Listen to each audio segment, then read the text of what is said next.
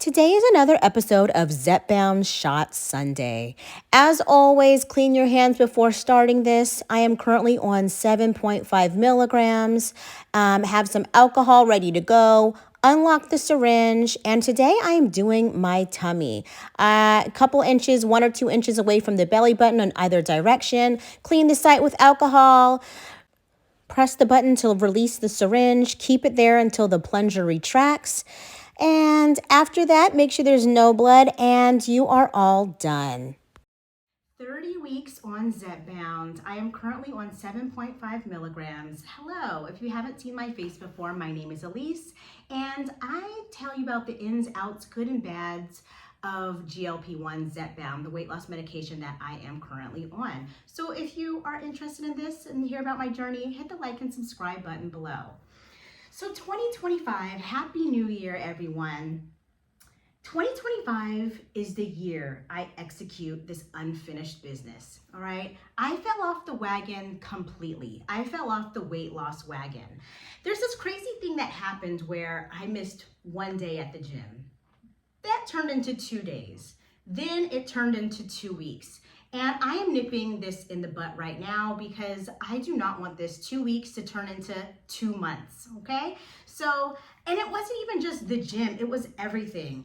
I think that I swayed on my eating habits, even my step count. I'm used to doing 8,000 to 10,000 steps a day, and for the past 3 weeks, I've been barely pushing 4,000 steps. So 4,000 steps daily. So I have to really just get laser focused, back on track. And I've been on a weight loss plateau for the last 4 weeks now, over 4 weeks now. So I started Zepbound this summer of 2024, and I was 186 pounds. I'm currently 154, so I've lost 32 pounds, and I got some more weight to go.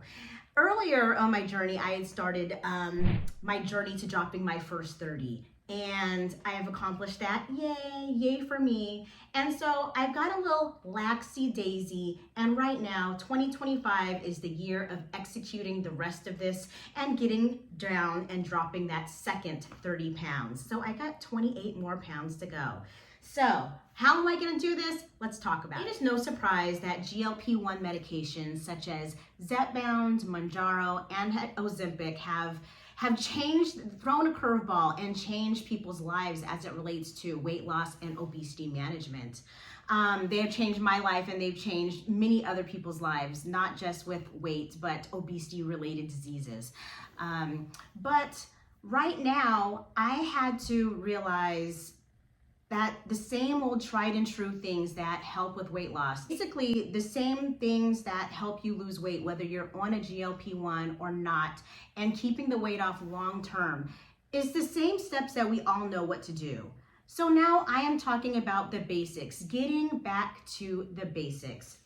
So, and when I started the GLP-1, I started Zepbound in the summer of 2024. It was hot outside, it was warm outside. I mean, the days were longer, the nights were shorter. You had opportunities to exercise the morning, the afternoon, and in the evening. And it was warm, and you were drinking water wasn't an issue, okay? But I have noticed that as the days got shorter, as it got colder, my hydration has definitely fallen away. In the beginning, my best friend Stanley right here, I would fill her up in the morning around 11 o'clock at work. I would refill her up, and I would drink some more at home. But as the days got colder, I noticed that I wasn't filling her up halfway through the day. Some days I didn't fill up at all. And so when it gets colder, it's really hard for me to drink water. I've tried all the things. I've tried the flavored water that enhances the taste. Most of them actually give me a migraine. I don't know what about that, but I can't use any of those. So lately I brought a portable kettle to work, and I'm sipping on herbal teas, and it gives you that full filling. And I have been very consistent with filling up my water bottle. And so it's so easy to get sidetracked and just count that off that's not to, worry about. But it fell away from me. So one of the basics that I have to stress is hydration. Now, this is why fruits and vegetables are so important to eat, because hydration already comes in with it, okay? It's already built in. And also, my favorite during the cold weather has also been not also herbal teas, but soups. Not those creamy white soups that are loaded in other things, but a broth-based soup that's loaded in meat, protein, and veggies. And so all in all, I am being laser focused on my hydration, especially if you're on a GLP-1 as we deal with constipation. So back to the basics, number one, make sure your hydration is on top. I'm not here to tell you how much liquid you need to drink, how much water you need to drink. There's many places online where you can go based upon your weight, your height, or however you feel. I'm just sure that maybe what the average person is drinking, they should probably be drinking a lot more than what they are. And I have noticed in the last couple of months that mine has gone way down. So it's cold and flu season, ladies and gentlemen, and for crying out loud, the illnesses will come to someone you may know, and you're easier to fight these viruses off if you're well hydrated. So there's many reasons to stay hydrated, but back to the basics. I'm going back to the basics with this weight loss in 2025, getting laser focused with number one is my hydration. Basics number two, sleep. Now, if it's 11 o'clock at night and you're watching me, go to bed. What are you even doing right now? I mean, I know the ball just dropped in the new year. I was asleep. I mean, after leaving night shift on the hospital, you literally have to pay me to stay up late. I don't like it at all. But I know that when I don't get a good night's sleep, that I am craving foods that aren't the best for me. I am craving carby, starchy, sugary foods. So going to bed at the same time, within an hour of the same time every night, and waking up the same time and within an hour every morning is a great way to get your sleep in. And so I don't know why so many people are sleeping. I mean, my colleagues, they say, oh, we stay up till 12 o'clock at night. I'm like, how? How do you do this? I don't know, maybe because I'm more mature, older than them, I should say. But no, I know how I feel. I know how my body feels. I am so much more irritable and so less likely to stick to my diet, stick to my game plan, stick to what I'd set forward if I don't get a good night's sleep. So back to the basics, number two, get your sleep. It aids so much in your weight loss and your constant decision making that you have to make during the day. And also, you just want to put your decisions on autopilot. But if you stumble and fall, guess what the first thing's going to happen to you if you're not getting consistent sleep? You're going to go do something easy and convenient, those convenient drive-throughs. You're not going to meal prep. You're just not going to have the energy. And you just need it. There's so many benefits of sleep that's connected to weight loss. And I know my mood is greatly impacted by the amount of sleep that I have. So back to the basics, number two, go to bed. So now you're listening to a couple of my, back to the basics. It's really basic, right? You know why? Because I think over time that we just overcomplicate weight loss. We overcomplicate health, and it just makes you think that it's so hard and unachievable to do. And really, it's the little things. It's the little things that we already know what to do, but we don't want to do it. Or we've been doing it for a certain amount of time, and then we just get a little relaxed on it and realize how far away from our core plan that we fell from. So number three, it's no surprise, move that body. Okay, so after I had stopped going to the gym, actually I had took a full week off because I was on a weight loss plateau. And so then that's what started the trickle effect of me not going to the gym and eventually not getting my step count on. So actually it wasn't 2 weeks, it was a full 3 weeks where I had put working out on the back burner of my life. Yes, it was the holiday season and we're back to getting laser focused on what we know we should be doing. But the first day I went back to the gym, I've forgotten how amazing I feel. I mean, there's some euphoric feeling that you have. Now, not walking into the gym, it's probably more like on the second half, like when you've been working out for a half hour or even when you're leaving the gym. But that feeling even lasts hours after you've left, after you're done exercising. So it's such a huge mood booster, and I don't need to go into the the importance of how moving your body relates to weight loss. We know these things, we know these things, we know these things, okay? You know them, I know them. It's just one of those things where you just have to do. There's no point in your life where you're not gonna be moving your body. Moving your body is gonna be a thing until you clock out in life, okay? So you need all your body working, and if you're in GLP-1 medications, lifting weights is such an important thing. I mean, even in my last video when I talked about having saggy skin, I pushed out prioritized lifting weights, but I'm back on it and it just feels really good. I feel so strong. I'm not seeing any physical changes yet, but my mood has changed.